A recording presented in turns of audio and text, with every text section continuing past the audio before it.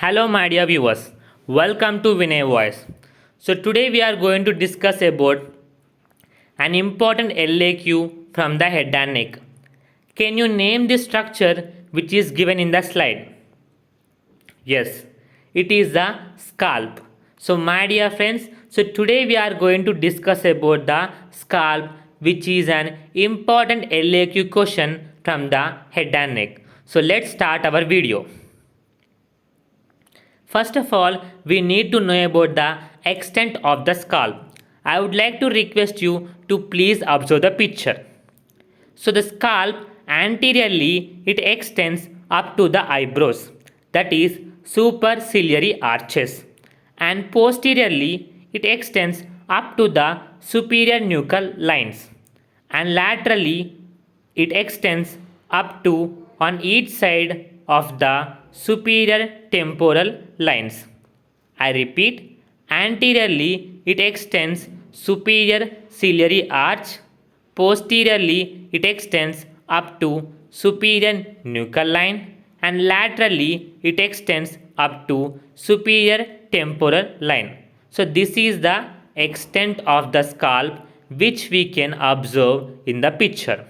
Okay, next. There are 5 layers in the scalp. The layers of the scalp are: the first one is the skin, which is the outermost layer of the scalp. The second one is the connective tissue, which is the superficial fascia. The third one is the aponeurosis. This aponeurosis is formed by the occipitofrontalis muscle and its aponeurosis. Okay. The fourth one is the loose areolar tissue, and the fifth one is the pericranium. So these are the 5 layers of the scalp. To remember the layers of the scalp, there is a one nice mnemonic, the scalp. Here S indicates the skin, C connective tissue, A aponeurosis, L loose areolar tissue, and P pericranium. So it is a mnemonic to remember the layers of the scalp. Hope you understand. Next. My dear viewers, please pay attention towards this diagram. It is very important. If you got the scalp as a LAQ question, everyone must and should draw this diagram. Without this diagram, it is very difficult to get a good score. So here I will demonstrate all the layers of the scalp. The first one, skin, which is the outermost layer. So on the skin you can able to observe the hair-like structures.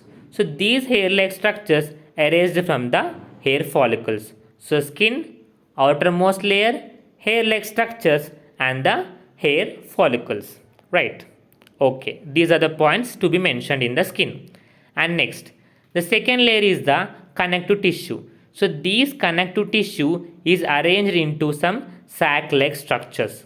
So in each and every sac-like structures, there is one artery, one vein, and one the nerve. Okay. So the connective tissue is arranged in the sac-like structure, in which there is an artery, a vein, and a nerve. Okay. And next, the third one is the aponeurotic layer. This layer lies between the connective tissue and the loose areolar tissue. So this aponeurotic layer is the third most layer, and it forms a sheet-like structure around the cranial cavity. Okay. Next, the fourth one is a loose areolar tissue. The tissue name itself indicates that the whatever the substance or the whatever the fibers which are there, those are arranged very loosely here. Okay. So the loose areolar tissue, it lies between the aponeurotic layer and the pericranium. And next, the fifth one. The fifth one is the pericranium, which is the lowest layer of the scalp.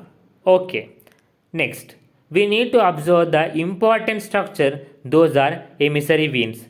Emissary veins, that means they are connecting veins. So here the emissary veins are connecting the veins in the connective tissue with the superior sagittal sinus. So they are connecting the veins in the connective tissue with the superior sagittal sinus. So this is a part of dural venous sinus. Okay. Next, skin. So under the skin, we need to write these points. So it is thick and hairy except over the forehead, right? The skin is very thick and it is hairy. The hair is arranged from the hair follicles and except over the forehead. That means on the forehead, we did not observe any hair-like structures. Okay, next, the maximum number of hair follicles and associated sebaceous glands. So it consisting of the maximum number of hair follicles and associated sebaceous glands. So what are the sebaceous glands? These are the glands which secrete the oil-like substance known as the sebum. So the sebaceous glands, they will secrete the oil-like substance known as sebum. Okay. Next, it is a common site of sebaceous cyst. So what is meant by sebaceous cyst? These are a small, slow-growing, non-cancerous bump beneath the skin. So under the skin, for suppose if you remember it as a skin. So under the skin, like this dot, there will be a small, slow-growing, non-cancerous bump-like structures. So those are known as sebaceous cyst. So when there is any infections to sebaceous glands, the sebaceous cyst will occur. So it is the important point to remember here. Okay. Next, before going to see about the connective tissue, let's observe this diagram. It is the first layer, skin, and second one, it is the connective tissue. The third one, it is the aponeurosis. The fourth one, it is the loose areolar tissue. And the fifth one, it is the pericranium.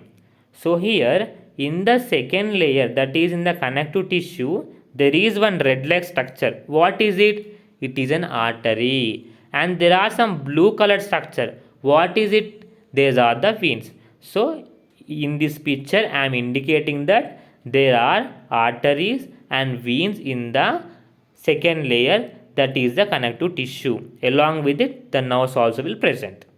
Okay. So the connective tissue. It is a dense fibrous connective tissue. It is very dense. Okay. The blood vessels and the nerves of the scalp lies in this region. We have seen earlier, right? Okay. The blood vessels are torn out during an injury. They are unable to retract and cause profuse bleeding. So during any injury, the blood vessels of the connective tissue may torn or cut.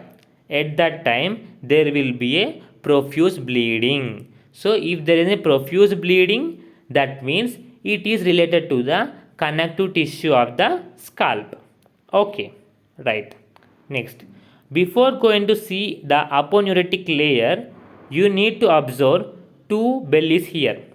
Frontal bellies. Okay, here indicated now. These are the frontal bellies and these are the occipital bellies. So these two bellies are formed by the occipitofrontalis muscle. Okay, these are formed by the occipitofrontalis muscle. So this is the aponeurotic layer of the scalp, which is the third most layer of the scalp. Okay, this green colored one is the aponeurotic layer of the scalp. So aponeurosis means sheet-like structure. This layer is formed by the occipitofrontalis muscle and its aponeurosis. Yes, occipitofrontalis muscle consisting of four small bellies. I have earlier explained you. So there are two frontal bellies and two occipital bellies. The aponeurosis of occipitofrontalis muscle is also called epicranial aponeurosis or glia aponeurotica. In the Latin, glia means helmet. So this aponeurosis is protecting the scalp like a helmet. Hence it is known as the glia aponeurotica. So how the helmet will save us? Helmet will prevent or will decrease the chance of accidents, right? So in the same way, the aponeurosis layer will also protect the brain, protect the cranial cavity during any accidents. So it is very, very important to remember. It is also known as glia aponeurotica. Glia means helmet. Okay. Next, before going to see the loose areolar tissue, I request you to observe these emissary veins once again. So these are the connecting veins which connects the veins in the connective tissue with the dural venous sinuses. Okay, right. So next, loose areolar tissue. The name itself indicates that whatever the fibers or whatever the substance are there in this areolar tissue, those are arranged very loosely. Okay, it is a plane of cleavage during the craniotomy.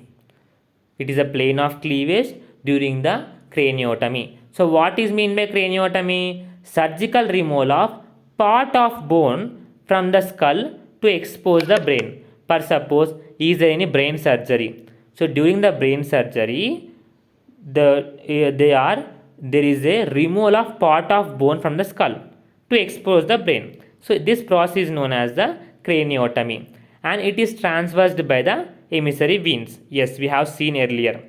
And so what are these emissary veins? These are connecting veins in the second layer of the scalp with the intracranial dural venous sinuses.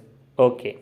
Next, the last layer is the pericranium. Peri means outermost layer of the cranium, pericranium.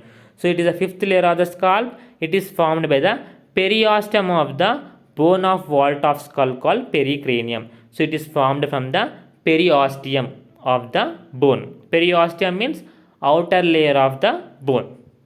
So this is about the pericranium. So in this class we have discussed about the extent of the scalp, and we discuss about the layers of the scalp. If you mention these points in your examination, it is more than enough to get a good score. Okay, and this is the part 1. In the part 2, I will say about the nerve supply and blood supply of the scalp along with the applied anatomy. So stay tuned for it. So my dear viewers, I would like to request you to please share my channel to your friends, educate your medicos, educate your friends, and please like this video because it took a lot of effort to make this video to you people. And please subscribe me my channel and follow my channel, and please comment your opinion. By that it will be somewhat motivation to me. So comment your opinion. If there are any suggestions, please make it in comment box. Okay, and please turn on the bell notification and subscribe my channel. So I would like to request you to please watch the following videos also. Have a great day my dear friends. Until then, bye bye, take care. This is your Vinay voice.